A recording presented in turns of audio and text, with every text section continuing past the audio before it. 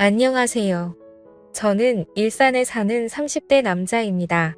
제가 더 이상 저와 같은 피해자가 생기지 않았으면 좋겠다고 생각해서 익명의 힘을 빌려 이곳에 글을 올리게 되었습니다. 저는 여기에 올라오는 사연들을 읽는 것으로 하루를 시작하곤 했었는데요. 그런 제가 글을 쓰고 있을 거라고는 생각을 못했습니다. 사연을 읽다 보니 저도 최근에 어처구니 없는 일을 겪게 되어서 여러분들께 들려드리려고요. 저는 2년 전에 파혼을 경험한 적이 있어요. 꽤 오랫동안 만났던 여자친구와 결혼을 약속했었는데 결국에 끝은 파혼이네요. 그 뒤로는 아직 좋은 짝을 만나지 못해서 이렇게 혼자 살고 있어요. 그렇다고 여자친구에게 문제가 있어서 파혼한 건 아니었고요. 제가 먼저 파혼하자고 했지만 사실은 저희 집안 때문에 제가 파혼을 당한 거나 마찬가지였어요. 여자친구의 집안은 부모님 두 분 다 건강하게 살아계시고 아버님께서 사업을 하고 있어서 꽤나 잘 사는 편이었거든요. 반면 저는 그에 비해 홀아버지 밑에서 자랐고 지극히 평범한 월급쟁이 집안이었어요. 그래도 저는 아버지나 빚은 없어서 나름 괜찮다고 생각했었어요. 처음 여자친구 집에 인사를 드리러 갔을 때 예비장인께서는 딸이 좋다고 하니 저에 대해 아무 생각이 없어 보이셨어요. 하지만 예비장모께서는 여자친구에 비해 많이 끼우는 저희 집안 때문에 저를 사위로 썩 내표하시진 않으셨어요. 그래, 자네 아버지가 비서일을 하신다고 뭘 다르게 하시는 일은 없으시고 사업엔 관심이 전혀 없으신 건가? 네. 저희 아버지께서는 사업에 관심이 없으세요. 지금 생활도 만족해 하시면서 살고 계세요. 저도 안정적으로 월급 받으면서 사는 게 좋다고 생각하는 편이고요. 남자는 자고로 욕심이 있어야 하는데 이렇게 욕심이 없어서야 그럼 아버지께서는 쭉 남의 시중 들면서 비서일만 하신 건가? 아, 네. 시중이라는 표현은 좀 그렇지만 어떻게 보면 그런 셈이죠. 성인 되신 후부터 지금까지 쭉 한 분만 모시고 계세요. 너무 대놓고 저희 아버지 직업을 무시하는 태도에 저도 기분이 좋지 않았어요. 하지만 예비장모께서는 제 기분은 아랑곳하지 않고 계속 무시하시더라고요. 그래도 저는 어른들 앞이니까 나름대로 티를 안 내려고 정말 노력 많이 했어요. 모든 수모를 다 받아도 견딜 수 있을 만큼 여자친구를 많이 좋아하기도 했고요. 저는 예비장모께서 제게 마음을 여시길 기다리고 있었습니다. 그런데 어쩐 일인지 예비장모께서 먼저 저보고 만나자고 연락을 주신 거예요. 드디어 예비장모께서 마음을 여신 건가 하는 부푼 마음에 여자친구 집을 다시 찾았어요. 너무 떨려서 배를 누르기 전에 심호흡을 몇 번 했는지 모르겠어요. 하지만 이런 저를 무색하게 만드는 흰 봉투가 제 눈앞에 떨어졌어요. 예비장모께서는 제가 자리에 앉자마자 제 쪽으로 흰 봉투를 던지시더라고요. 진짜 드라마에서만 보던 돈 봉투를 실제로 받아보게 될 줄은 몰랐어요. 잘 산다고 하더니 정말 잘 사는 집안이었는지 봉투가 두둑했어요. 그리고는 예비장모께서 섭섭치 않게 넣었으니까 자기 딸과 헤어져 달라고 하시더라고요. 여자친구한테는 자신을 만났다는 말을 하지 말라고 당부하시면서요. 어쩜 드라마랑 이렇게 똑같은지 순간 전원 버튼이 어디 있는지 찾을 뻔했다니까요. 저는 돈 필요 없다고 말하면서 봉투를 그대로 두고 여자친구 집에서 나왔습니다. 이별은 원래 만나서 해야 하는데 만날 기분이 전혀 나지 않아서 집 가는 길에 전화로 여자친구한테 이별을 통보했어요. 주연아, 우리 오늘 만나기로 했었잖아. 미안한데 일이 생겨서 못 만날 것 같아. 그리고 이것도 만나서 얘기하려고 했는데 도저히 만날 기분이 아니라서. 우리 이제 그만하자. 그만하자니, 오빠. 갑자기 그게 무슨 말이야? 헤어지자는 말 아니지? 우리가 왜 헤어져야 하는데 도대체 왜 그러는 건데 나 방금 너네 어머니 만났어.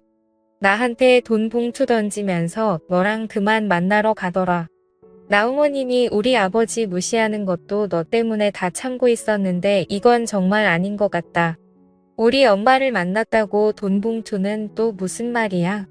오빠 내가 엄마한테 잘 말할게. 내가 설득할 수 있어. 그러니까 헤어지자고만 하지 마.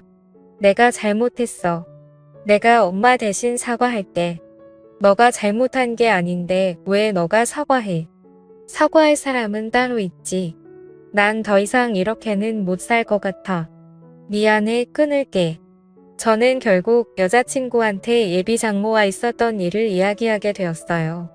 여자친구는 곧장 예비 장모에게 따진 것인지 얼마 지나지 않아서 예비 장모에게 연락이 오더라고요.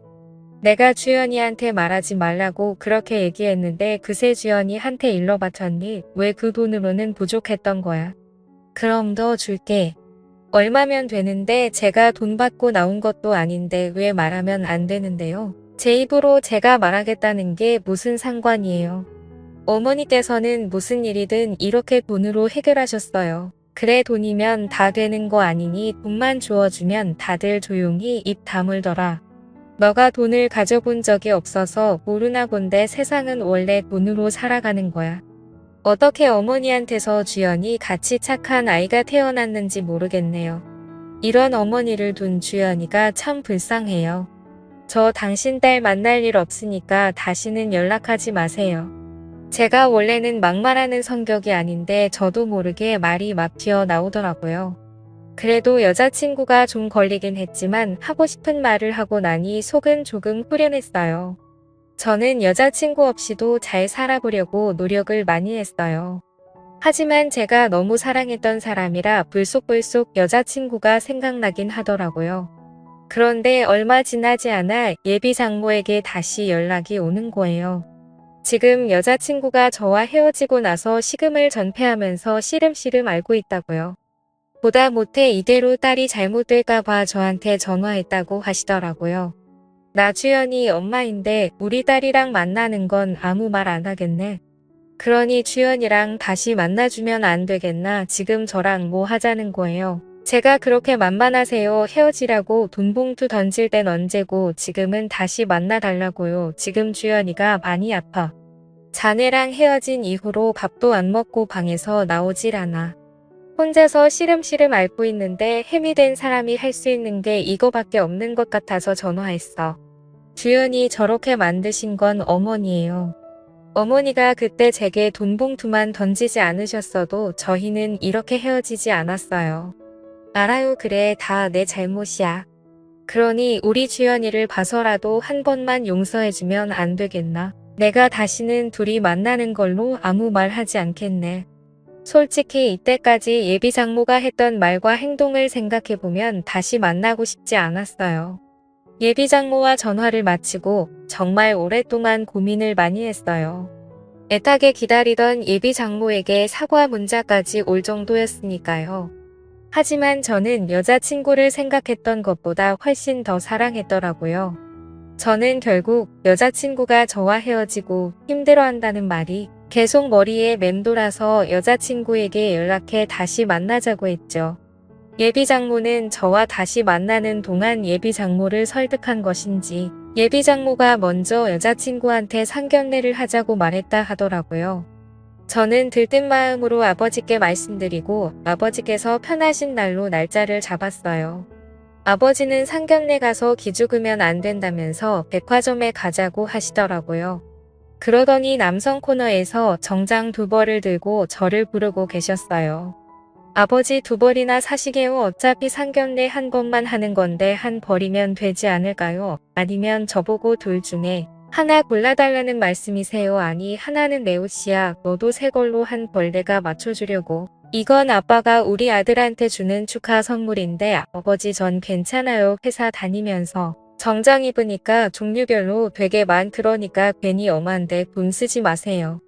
아이 참 내가 주는 선물이라니까. 그러네. 그리고 엄한데 쓰는 게 아니라 우리 아들한테 쓰는 건데 나들 이거 안 받아주면 나 진짜 서운할 것 같아. 우리 이렇게 맞춰서 상견례 입고 가자. 어찌 된 게 저보다 아버지가 더 들뜬 것 같았어요.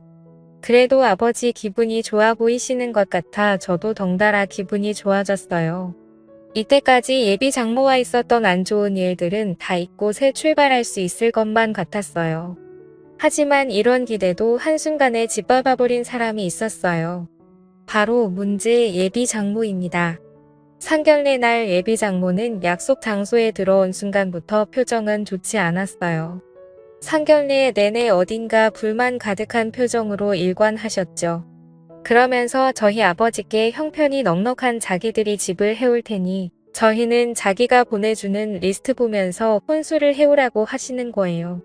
그쪽 집안 사정을 생각해서 형편이 넉넉한 저희가 애들 신혼집을 해드릴게요. 그쪽에서는 저희가 보내주는 리스트를 보면서 혼수를 해오시면 될 것 같네요. 아닙니다, 어머님. 제가 모아둔 돈이 있어서 괜찮습니다. 집은 저희 쪽에서 해오겠습니다. 혼수도 어차피 둘이 살 거라 간단하기만 하면 될 것 같습니다. 뭐야 꼴에 자존심은 있는 거야. 그렇게 무리하지 않아도 돼. 우리가 알아서 다 해줄게. 그리고 혼수도 자네 형편 생각해서 비싼 건 내가 미리 다 뺐어. 어머님 계속 저희 집안 형편 들먹이시는데 저희 거지 아닙니다. 월급쟁이라고 무시하시는데 저희 빚도 없고요. 오히려 월급 받으면서 모아둔 돈도 집 사고 남을 정도로 있습니다. 그럼 뭐해. 나 매일 뒤치다꺼리 하면서 받은 코 묻은 푼돈일 텐데. 괜히 자존심 부릴 거 없다니까. 자존심이 밥 먹여주니? 저와 예비 장모가 하는 말을 들은 아버지의 표정이 살짝 좋지 않았습니다. 예비 장모는 아버지의 표정이 변한 것이 오히려 재미가 있었나 봐요. 제 자존심 들먹이면서 저를 더 자극하려고 들더라고요. 제가 맞받아치려고 하는데 저희 아버지께서 지금 뭐 하시는 거냐면서 지금 이게 상견례를 하러 온 것인지 사람을 가지고 놀려고 온 것인지 따지기 시작하셨어요.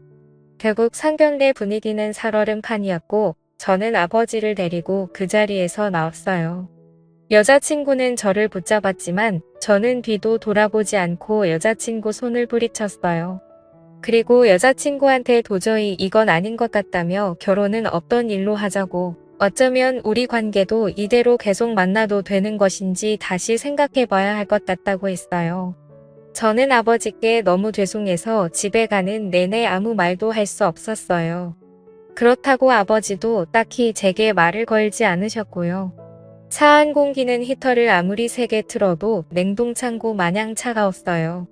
집에 도착한 뒤 한참 말이 없던 아버지께서 제게 입을 열었습니다. 준우야, 결혼은 둘이 좋아서 오로지 둘만 보고 하는 거라 내가 뭐라고 하진 않겠지만 예비 장모를 보니 결혼하고 나서 너가 너무 시달릴 것 같아서 걱정이구나. 저도 오늘 겪어보니 결혼은 아닌 것 같아요. 이미 여자친구한테는 파혼하겠다고 말해놨어요. 괜히 저 때문에 이런 수모를 겪은 것 같아서 죄송해요. 내가 죄송할 게 뭐가 있어. 내 잘못도 아닌데. 오히려 내가 너한테 미안하지. 부유한 과정에서 태어났어야 했는데 내가 정말 미안하구나. 그게 무슨 말씀이세요? 전 아버지 아들인 게 정말 자랑스러워요. 그러니까 그런 생각 다시는 하지 마세요. 아셨죠? 제가 파혼한 후에도 아버지는 하시던 비서 일을 꾸준히 계속하셨어요. 그런데 아버지께서 모시던 회장님이 이제 나이가 많으셔서 그런지 체력이 예전 같지 않아서 회사를 누군가에게 물려줘야 하는 상황이었나 봐요. 하지만 회장님은 평생을 자식 없이 아내분과 단둘이 살았어서 물려줄 자손이 없었어요. 회장님께서는 회사를 믿고 맡길 수 있는 사람이 아버지밖에 없다면서 아버지께 자신의 뒤를 이어주면 안 되겠냐는 제안을 하셨다고 하더라고요. 아버지는 그 제안을 아직 받아들이지 못하고 제게 고민 상담을 하시더라고요. 그런데 그 회사는 아버지 인생의 절반을 바친 회사 아니에요. 회장님 옆에 있으면서 보고 배운 아버지가 회사를 제일 잘할 거 아니에요. 그렇긴 하지. 내가 회장님 옆에서 보필한 지가 무려 30년이 넘었으니까 거의 첫 설립 때부터 내가 늘 회장님과 함께 했었지. 그러니까요, 회장님만큼이나 회사를 잘하는 직원은 아버지밖에 안 계실 거예요. 그러니 회장님도 아버지께 믿고 회사를 맡기시려는 게 아니겠어요. 천천히 잘 생각해보세요. 저는 아버지께 너무 성급하게 받지도 거절하지도 말라고 당부드렸어요. 충분히 생각을 하신 후에 결정하셔도 늦지 않다고 말이에요. 아버지는 오랜 고민 끝에 회장님의 제안을 받아들이기로 하셨어요. 그렇게 회장님이 되신 아버지는 거만해지지도 않고 오히려 예전보다 더 검소하게 사셨어요. 직원들 복지도 챙길 수 있는 건 아낌없이 다 챙겨주면서 퇴사율 0%를 기록하셨죠. 아버지께서 회사를 받으신 후로 더 승승장구했습니다. 가끔 전 회장님께서 놀러 오시면 흡족해하면서 역시 자신이 사람을 잘 봤다며 칭찬해 주시고 나셨어요. 그러다 아버지는 회사에서 예상치 못한 사람을 발견하게 되었어요. 그건 바로 저의 전 예비장인이었는데요. 로비에서 시끄러운 소리가 들리는 것 같아서 아버지께서 가던 길을 멈추고 고개를 돌리셨대요.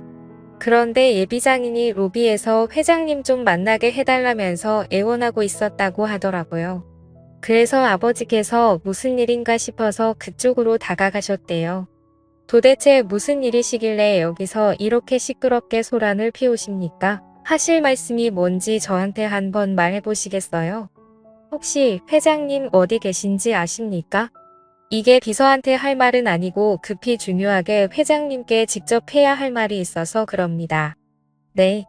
급히 중요하게 저한테 말씀하세요. 제가 바로 이 회사 회장 되는 사람입니다. 그래서 할 말이 무엇인가요? 저도 바쁘니 얼른 들어가 봐야 하는데. 당신이 회장이라고요? 거짓말 치지 마세요. 빚을 하는 거 뻔히 아는데 어떻게 당신이 이 회사 회장이란 말이에요. 이분이 저희 회사 회장님 맞으십니다. 제가 여기 계신 회장님 비서고요. 혹시 자리가 불편하시면 위층 회장실로 안내해 드리겠습니다. 아, 그러면 다름이 아니라 저희 회사 투자권으로 계약한 게 있었는데 이번에 계약이 만료되면서 재계약이 불발됐습니다. 그래서 제가 직접 회장님을 만나 뵙고자 이렇게 찾아오게 되었습니다. 아, 그래요. 저는 처음 듣는 일인데 일단 알겠습니다. 서류 잘 검토해 보도록 하죠. 그럼 사장님께서는 이만 돌아가 주시면 감사하겠네요. 예비장인은 제 차 잘 봐달라면서 인사하고 돌아가셨다고 하더라고요. 아버지께서는 모든 일을 혼자 결정하지 않으셨던 분이시라 이번에도 제게 의논을 하시더라고요. 아들아, 내가 어떻게 해야 하는 걸까? 지난 날은 다 잊고 재계약을 해줘야 하는 것일까? 아니면 그냥 이대로 모른 척 해야 하는 걸까? 아버지, 절대 재계약해주지 마세요. 어차피 2번 다시 볼 사람들 아니에요. 뭘 망설이세요? 그냥 아무것도 해주지 마세요. 하지만 내가 투자를 해주지 않는다면 그 회사는 망하게 될 것이야. 우리 회사가 제법 많이 투자를 해주고 있었더라고. 이제껏 저희한테 했던 말과 행동들 기억 안 나세요? 그 집안에 당한 것들 벌써 잊으신 거냐고요. 저는 절대 반대해요. 아버지는 저의 완강한 반대에도 생계가 달려있다 보니 많이 망설이는 눈치셨어요. 저는 결국 아버지께 며칠만 더 고민해 보라고 말하고 방으로 들어갔어요. 하지만 예비장인에게 들은 것인지 그걸 못 참고 다음날 예비장모가 아버지를 찾아왔다고 하더라고요. 그러더니 사람들이 보든 말든 무릎부터 꿇고 사정하기 시작했다고 해요. 사돈, 우리 사돈 될 뻔한 사이잖아요. 그러니까 저희 한 번만 도와주세요. 이번에 계약 못하면 저희 회사 진짜 망해요. 직원들 월급도 줘야 하는데 제발 살려주세요. 일단 제가 서류 잘 검토해 보도록 하겠습니다.